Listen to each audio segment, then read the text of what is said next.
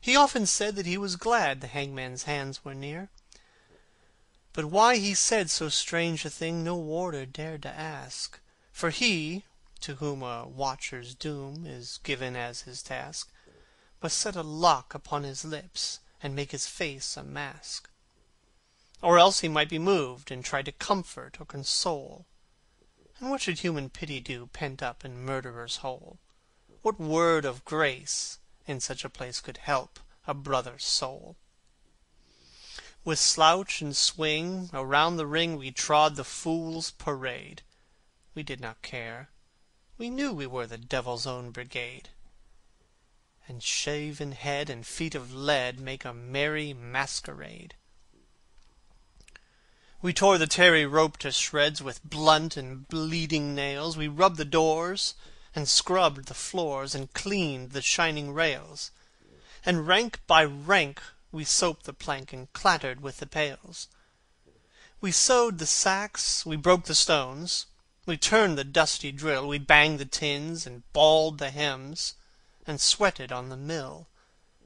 But in the heart of every man terror was lying still. So still it lay that every day crawled like a weed-clogged wave, and we forgot the bitter lot that waits for fool and knave. Till once, as we tramped in from work, we passed an open grave. With yawning mouth the yellow hole gaped for a living thing. The very mud cried out for blood to the thirsty asphalt ring. And we knew that ere one dawn grew fair some prisoner had to swing. Right in we went, with soul intent on death and dread and doom. The hangman, with his little bag, went shuffling through the gloom, and each man trembled as he crept into his numbered tomb. That night the empty corridors were full of forms of fear, and up and down the iron town stole feet we could not hear, and through the bars that hide the stars white faces seemed to peer. He lay as one who lies and dreams in a pleasant meadow land. The watchers watched him as he slept, and could not understand how one could sleep so sweet a sleep, with the hangman close at hand. But there is no sleep when men must weep who never yet have wept. So we, the fool, the fraud, the knave, the endless vigil kept, and through each brain, on hands of pain, another's terror crept. Alas, it is a fearful thing to feel another's guilt, for, right within, the word of sin pierced to its poisoned hilt, and as molten lead were the tears we shed for the blood we had not spilt. The warders, with their shoes of felt, crept by each padlocked door, and peeped, and saw, with eyes of awe, gray figures on the floor, and wondered why men knelt to pray who never prayed before. All through the night we knelt and prayed, mad mourners of a course. The trembled plumes of midnight were the plumes upon a hearse, and bitter wine upon a sponge was the saviour of remorse. The grey cock crew, the red cock crew, but never came the day, and crooked shapes of terror crouched in the corners where we lay, and each evil sprite that walks by night before us seemed to play. They glided past, they glided fast like travellers through a mist. They mocked the moon in a rigadoon of delicate turn and twist, and with formal pace and loathsome grace the phantoms kept their tryst. With mop and mow we saw them go, slim shadows hand in hand. About in ghostly rout they trod a saraband, and the dampened grotesques made arabesques like the wind upon the sand.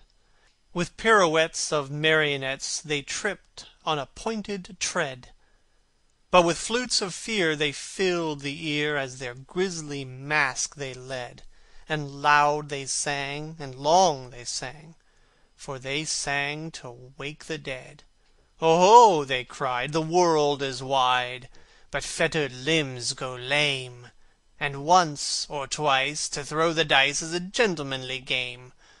But he does not win who plays with sin in the secret house of shame." No things of air these antics were, that frolicked with such glee, to men whose lives were held in gyves, and whose feet might not go free. Ah, wounds of Christ, they were living things, most terrible to see. Around, around they waltzed and wound. Some wheeled in smirking pairs, with the mincing step of a demirep. Some sidled up the stairs, and with subtle sneer and fawning leer each helped us at our prayers. The morning wind began to moan, but still the night went on. Through its giant loom the web of gloom crept, till each thread was spun. And as we prayed, we grew afraid of the justice of the sun. The moaning wind went wandering round the weeping prison wall, till like a wheel of turning steel we felt the minutes crawl. Oh, moaning wind, what had we done to have such a seneschal? At last I saw the shadowed bars, like a lattice wrought in lead, move right across the whitewashed wall that faced my 3-plank bed, and I knew that somewhere in the world God's dreadful dawn was red. At 6 o'clock we cleaned our cells. At 7 all was still. But the sough and swing of a mighty wing the prison seemed to fill, for the Lord of Death with icy breath had entered in to kill. He did not pass in purple pomp, nor ride a moon-white steed.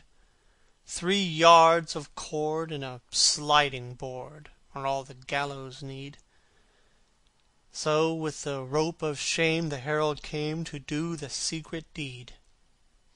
We were as men who through a fen of filthy darkness grope. We did not dare to breathe a prayer or to give our anguish scope. Something was dead in each of us, and what was dead was hope. For man's grim justice goes its way, and will not swerve aside. It slays the weak, it slays the strong. It has a deadly stride. With iron heel it slays the strong, the monstrous parricide. We waited for the stroke of 8. Each tongue was thick with thirst, for the stroke of 8 is the stroke of fate that makes a man accursed. And fate will use a running noose for the best man and the worst. We had no other thing to do, save to wait for the sign to come. So, like things of stone, in a valley lone, quiet we sat and dumb. But each man's heart beat thick and quick, like a madman on drum. With sudden shock the prison clock smote on the shivering air, and from all the jail rose up a wail of impotent despair, like the sound that frightened marshes hear from some leper in his lair. And as one sees most fearful things in the crystal of a dream, we saw the greasy hempen rope hooked to the blackened beam, and heard the prayer the hangman snare strangled into a scream.